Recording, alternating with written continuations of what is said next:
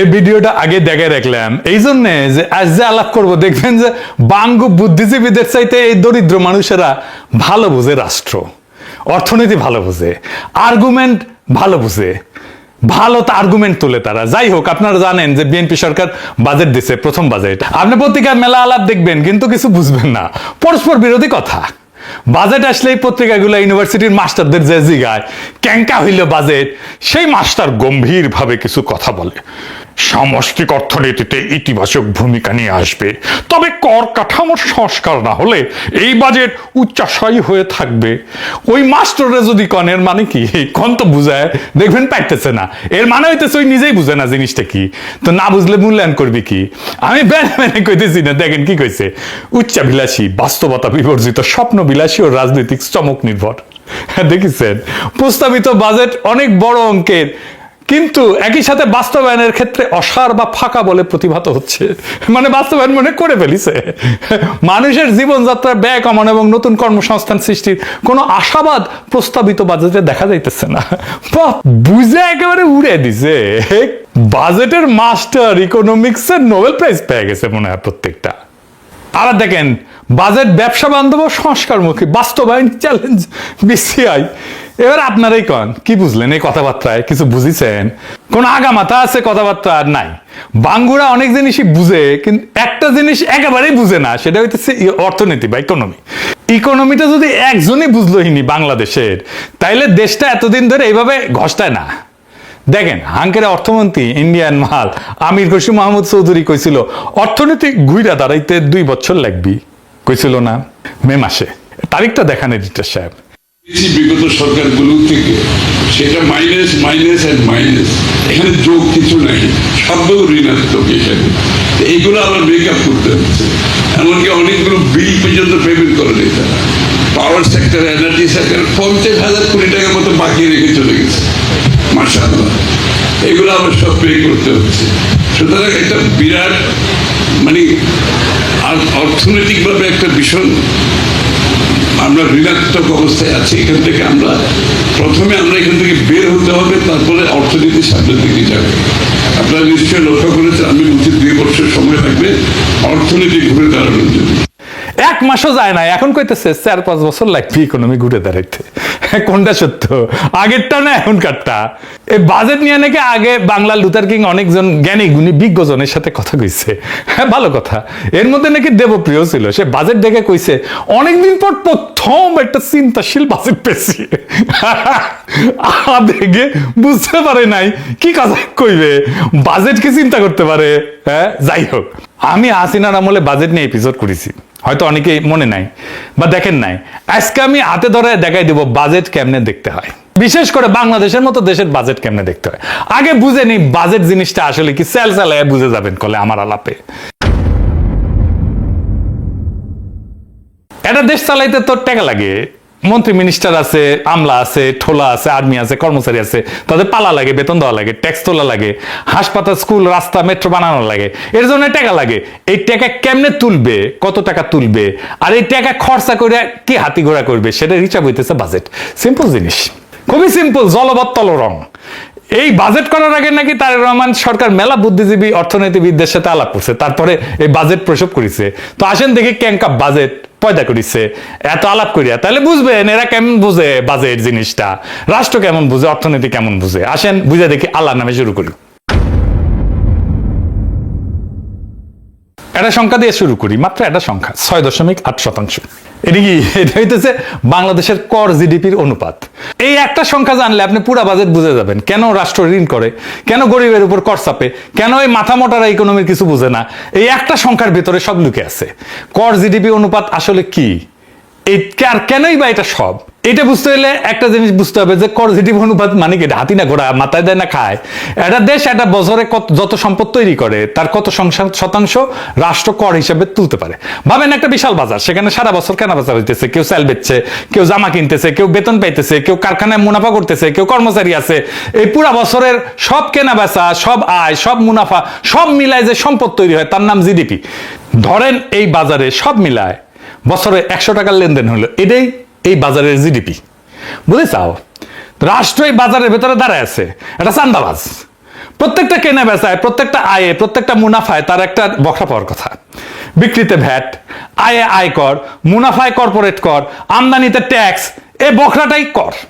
তাহলে প্রশ্ন, 100 টাকায় বাজার থেকে রাষ্ট্র কত টাকা ভাগ তুলতে পারলো, বখরা তুলতে পারলো? এটা হইতেছে রাষ্ট্রের ক্ষমতা। উন্নত দেশে তোলে 34 টাকা, বাংলাদেশে মাত্র 6 টাকা 80 পয়সা। এই 100 টাকার 6 টাকা 80 পয়সা, এটাই কর জিডিপি অনুপাত। বাজার বিশাল, কিন্তু রাষ্ট্রের হাতে আসে সামান্য। কর জিডিপি রেশিও এটা শুধু টাকার হিসাব না, এটা রাষ্ট্রের ক্ষমতার পরিমাপ। একটা রাষ্ট্র তার নাগরিক, বিশেষ করে ধনী নাগরিকের কাছ থেকে কতটা আদায় করতে পারে, সেটাই বলে দেয় রাষ্ট্রটা কতটা শক্তিশালী। তুলনা করেন, ইন্ডিয়ার কর জিডিপি 12%, নেপাল এমনকি যুদ্ধবিধ্বস্ত অর্থনীতির দেশগুলো আমাদের চেয়ে বেশি তোলে। আমরা দক্ষিণ এশিয়ার সবচেয়ে নিচের দিকে। কেন উন্নত দেশ উন্নত, এই একটা সংখ্যাই বইলা দেয় কলে। ধনী দেশগুলো যেমন আমেরিকা, জার্মানি, ফ্রান্স, জাপান আছে না, তাদের গড় কর জিডিপি অনুপাত হইতেছে 34%। ডেনমার্ক তোলে 45%, ফ্রান্স তোলে 43%। এবার মিলান, বাংলাদেশ 6.8, মানে উন্নত দেশগুলো তাদের অর্থনীতি থেকে আমাদের চেয়ে 5 গুণ বেশি কর তোলে। এই 5 গুণের ভিতরে লুকায় আছে কেন তারা উন্নত। ডেনমার্কে সবার জন্য বিনামূল্যে শিক্ষা, বিনামূল্যে চিকিৎসা, বেকার ভাতা, এইসব আসমান থেকে পড়ে না, আসে ওই 45% কর থেকে, কর জিডিপি অনুপাত থেকে। রাষ্ট্র ধনীর কাছ থেকে আদায় করে, তারপর সবার জন্য খরচ করে। এটাই উন্নত রাষ্ট্রের মূল মন্ত্র। আর আমরা তুলি 6.8%। তাই এটা তুলে রাষ্ট্র কি দিতে পারবে? তাই স্কুল ভাঙা, হাসপাতালে বেড নাই, ওষুধ নাই, ডাক্তার থাকে না, রাস্তায় গর্ত, কম কর মানে দুর্বল রাষ্ট্র। দুর্বল রাষ্ট্র মানে নাগরিকের জন্য কিছু করতে না পারা। আর এটাই বিএনপি সরকারের টার্গেট দিছে যে 9.6% নাকি নিবি। হ্যাঁ, 5 বছরে 6.8 থেকে 9.6%। মানে সরকার নিজেই স্বীকার করে নিচ্ছে 5 বছরেও তারা 10% দিতে পারবে না। যেখানে ডেনমার্ক 45% আর উন্নত দেশগুলোর গড় হইতেছে 34%। বাংলাদেশ 5 বছরের চেষ্টা করে 10-এর নিচে থাকবে, উন্নত বিশ্ব যেখানে দাঁড়ায় আছে তার ধারে কাছেও না। একটা রাষ্ট্র যদি তার অর্থনীতির 10% কর হিসেবে তুলতে না পারে, তাহলে নিজের ভবিষ্যৎ নিজের অর্থায়ন করতে পারবে না। তো তাকে অন্যের উপরে নির্ভর করতে হবে, ঋণের উপরে নির্ভর করতে হবে, রেমিটেন্সের উপরে নির্ভর করতে হবে, বিদেশি সাহায্যের উপরে নির্ভর করতে হবে। আর যে নিজের খরচ নিজে চালাইতে পারে না, সে স্বাধীনভাবে সিদ্ধান্ত নিতে পারে না।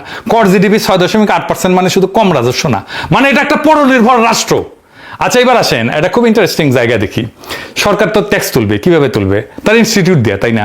কর্মী বাহিনী দিয়া।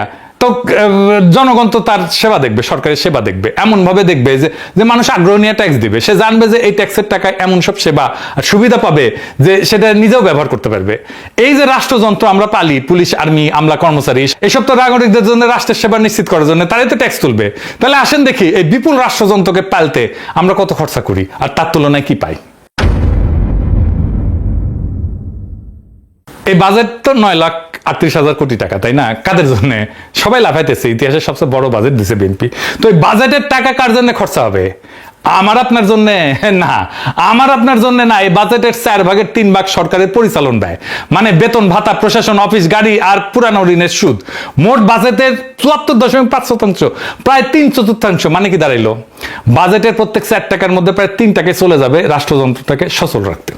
সরকারি কর্মচারী বেতন, অফিসের খরচ আর অতীতের দেনার সুদ। এই 3 টাকা কোনো নতুন কিছু তৈরি করবে না, কোনো কারখানা না, কোনো রাস্তা না, কোনো হাসপাতাল না। শুধু সরকারি বেতন ভাতায় 89,380 কোটি টাকা, বাজেটের প্রায় 9.5%। সুদ 1,27,500 কোটি টাকা, আরো 13.5%। তো দুইটা মিলে বাজেটের প্রায় 1/4 শুধু বেতন আর সুদ।